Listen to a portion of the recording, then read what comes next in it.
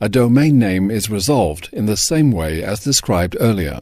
The resolver starts looking for an answer to the question, what is the IP address of www.dnssec.nl?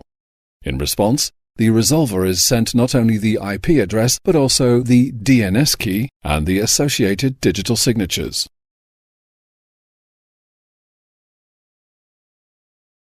In order to make sure that the received response hasn't been tampered with in transit, the response is checked for authenticity and validity.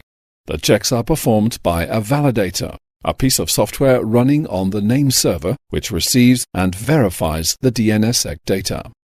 The validator asks for the DS record held by the parent zone for dnssec.nl. In our example, the parent zone is managed by SIDN.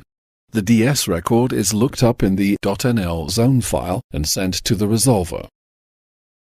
The validator checks whether the DS record and the public key from the zone file belong to each other. They do.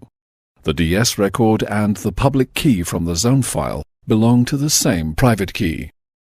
Next, the validator uses the public key to check whether the digital signatures are correct. They are.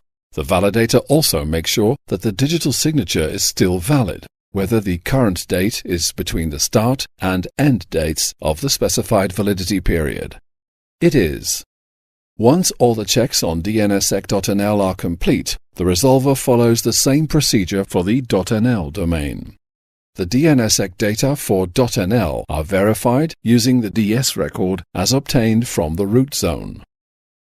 Finally, the DNSSEC data from the root is verified, enabling the validator to conclude that the DNS data has not been tampered with in transit.